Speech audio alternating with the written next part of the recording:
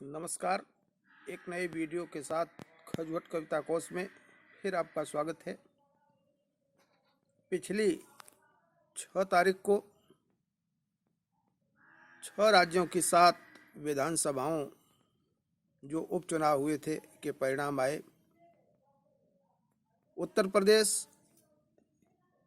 की गोला गोकर्णनाथ विधानसभा सीट को भाजपा ने पुनः जीत लिया है, लेकिन यहाँ पर समाजवादी पार्टी ने उसको कड़ी टक्कर दी है।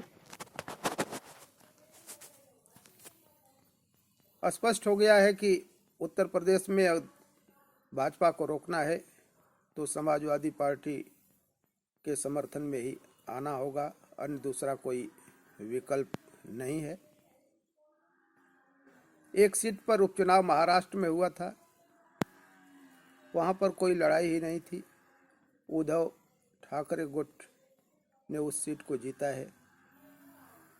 वहां मुकाबले में कोई प्रमुख पार्टी नहीं थी, केवल निर्दलीय ही मैदान में थे, इसलिए उसको जीतना कोई कठिन काम नहीं था। अगला राज्य बिहार था, जहां पर 2 सीटों पर उपचुनाव हुआ। भाजपा और राजद दोनों ने अपनी अपनी सीटें बचा ली हैं और जो निष्कर्ष निकल कर के आया है कि राजद आज भी वहां नंबर 1 की स्थिति में है।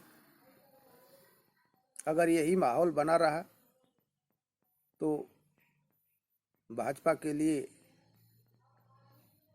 2024 का चुनाव जीतना बिहार में बहुत ही मुश्किल हो सकता है। 40 में से मुश्किल से 4 सीटें ही उसे मिल सकती हैं, जो आज का माहौल रहा है। अगला राज्य रहा उड़ीसा, जहां पर चुनाव हुआ है। उड़ीसा में भाजपा ने अपनी सीट पुनः जीती है, लेकिन वहां के क्षेत्रीय दल बीजू जनता दल ने उसका बहुत ही मजबूती के साथ मुकाबला किया है। भाजपा वहां दिन प्रतिदिन मजबूत होती जा रही है। कांग्रेस धीरे धीरे सफाई की ओर बढ़ रही है। अगला राज्य जो था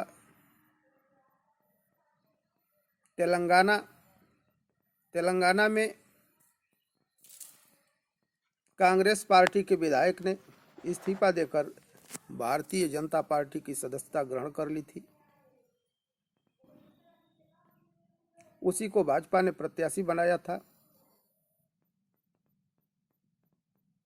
लेकिन चुनाव में टीआरएस का प्रत्याशी, जो राज्य की सत्तारूढ़ पार्टी है और जिसके अध्यक्ष राज्य के मुख्यमंत्री भी हैं, जिनकी गणना देश के अच्छे मुख्यमंत्रियों में होती है, अच्छे प्रशासक हैं, उन्होंने उस सीट को जीता और कांग्रेस वहाँ भी लगभग समाप्ति की ओर बढ़ रही है, यही संदेश आया है। और एक राज्य और था हरियाणा, जहाँ पर उपचुनाव हुआ है। हरियाणा उपचुनाव में भी विश्नोई परिवार, कुलदीप बिश्नोई का बेटा, जिनके पिता भजन लाल कई बार हरियाणा के मुख्यमंत्री रह चुके थे, उन्होंने उस सीट को जीता है। कुलदीप बिश्नोई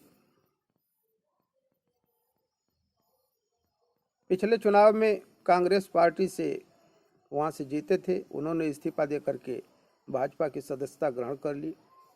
इस सीट को जीतना कोई आश्चर्यजनक नहीं है, क्योंकि सन 1968 से वो बिश्नोई परिवार की पारंपरिक सीट रही है। उसका कोई पार्टी से लेना देना नहीं है।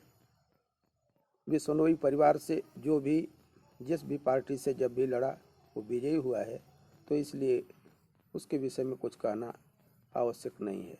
कुल मिला जुला करके जो संदेश गया है, भारतीय जनता पार्टी दिन प्रतिदिन राष्ट्रीय पटल पर अपनी उपस्थिति मजबूत करती जा रही है और कांग्रेस पार्टी दिन प्रतिदिन कमज़ोर होती जा रही है।